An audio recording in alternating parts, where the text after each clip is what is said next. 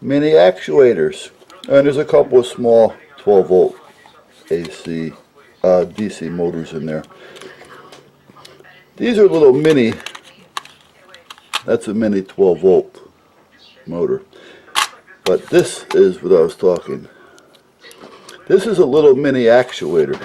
You hook this up to 12 volts, and what it does is it goes back and forth. So you hit a switch and it'll go boop, and when it comes boop, what it does is it allows something to open, almost like your trunk release in your car. You hit the button, it goes clunk. Well, that's because the actuator's being released. Now they make these in different sizes. Now what are these good for? Well, something this small, you really have to think about it. I had a use for these because I was going to make a couple of very small compartments, and I wanted them to work off of a 12 volt remote. So I have the remote system, and this would be the rest of it, so that I can open this little compartment with a remote. And this little compartment, the door would be spring loaded, so when I hit the button, this would go boom, the door would pop up, and this would go back to where it belongs. And that's how that was going to work. So depending on the size will depend upon the size of this. People even use trunk relays or actuators. I mean, they make them in all different sizes. But what's also good is if you want to make a hidden compartment in your car or anywhere at this point, these things would come in really handy, because you're not going to be able to just push on it, you know, and have it open as a hidden. They're not going to be able to just look for something, a switch or a button, all right, to open it, because it would be working off of a remote. This is an older one, but it still works. It comes usually with two. This is a 12 volt remote, and I think this one's good up to 7 amps. They make them as high as 15 amps. This would hook up to 12 volts. This would go to the power side. You have two negatives, the negative in and the negative out. This is the antenna lead. This here would be wherever you want to have it on your person's keychain or whatever. You hit the button, that will activate that, or whichever one you're using, and if the door has a little spring behind it, the door is just going to pop open for you. So, between this and this, you're pretty well set, because if your concealment is good to where it really can't be told that it's there, you know, and if somebody just started to go pressing around or looking for buttons, they're not going to find any of that. Okay? So, because this is going to be hidden within the compartment with that. So this is the only thing that's going to be with you on your keychain or whatever. And that can be just an alarm for all they know. So at that point, I find these on eBay a lot. I have a lot of my lights, outdoor lights, are hooked up with this. This one I kind of engraved. Well, actually I melted it with a solder iron dog, because this was the light unit for the dog kennel. But I had since put a regular motion detector out there, so I don't have to fool around with it. But there are some lights that I have out in the wilderness. They have to be within a certain distance, naturally, and the higher the better. All right, the higher you get, the more distance you're going to get. But you know, I'm not talking miles here. I'm only talking, you know, 300, 400, 500 feet. You know, and there's ways around that where you could actually get more. But at that point, you know, it gives you light, or it turns on and off, whatever you want it to. All right, guys. So they make these in different sizes, like I say. They also make them, now this will come right out of here. They also make them so that it'll go click, click, regardless of, depending on which way you reverse the wire, the negative, positive. This one, regardless of what you do, it's only going to go one way. I wonder if I can get 12 volts over here to show you. Hold on. I got 12 volt leads. I just don't know if I can get them close enough to the camera.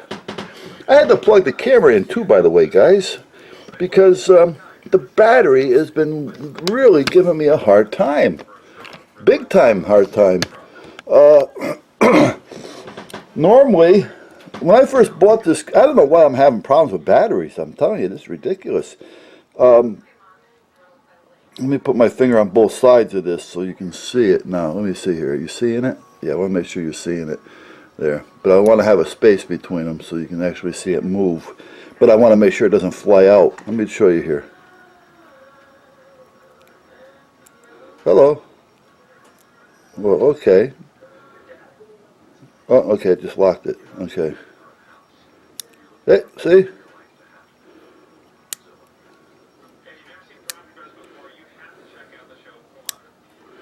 Alright, see what I mean? Are you seeing that?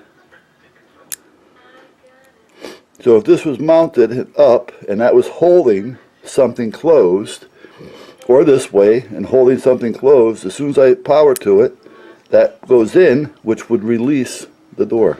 So, anyway, alright, can you see that? Now, I just hooked it up real quick. Let me show you real quick here. Hold the jar, there you go. See it? Just tied it together real quick. So, but if I hit the button, there you go, boom. See it? Now, it won't go back because there's voltage on it, so it goes back hard. But if I hit the off button, it goes back easy.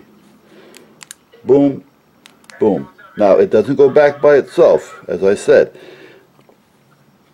Some of them will.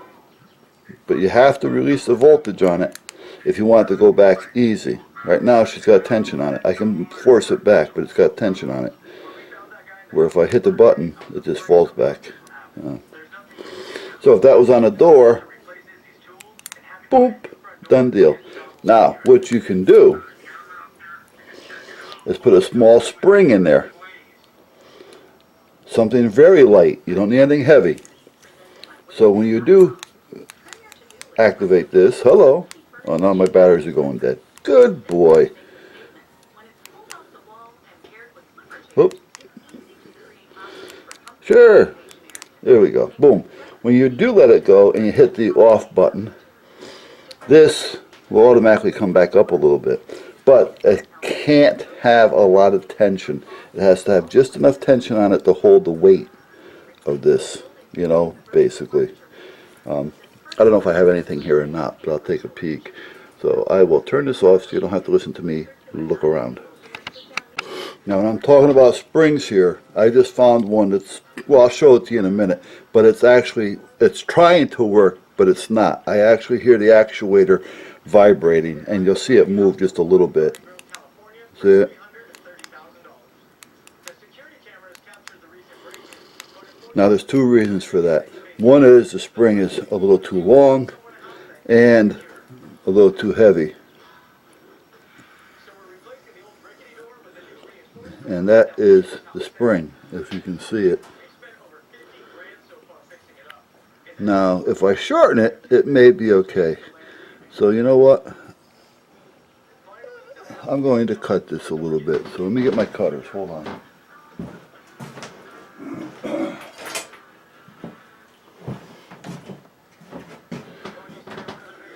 I'm going to use these for cutters. And I'm going to cut it not right in half, just in case I got to try a different part of it.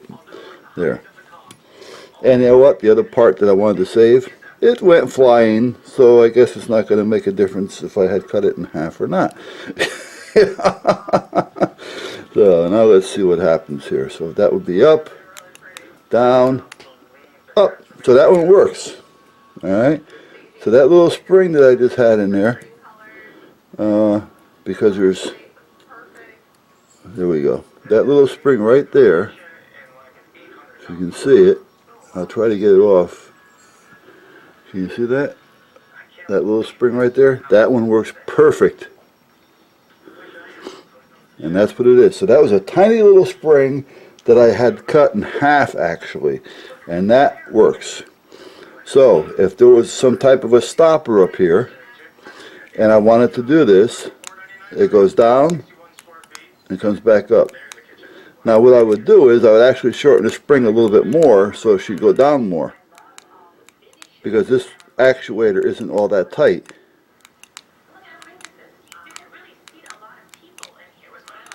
Alright, but you get the idea what I'm talking about.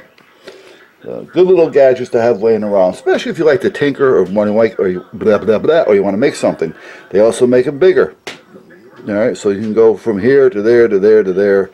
And you can get it, like I say, use a regular trunk release, and you can still hook it up to this 12 volts, so it doesn't make a difference. All right, guys, just some things to think about.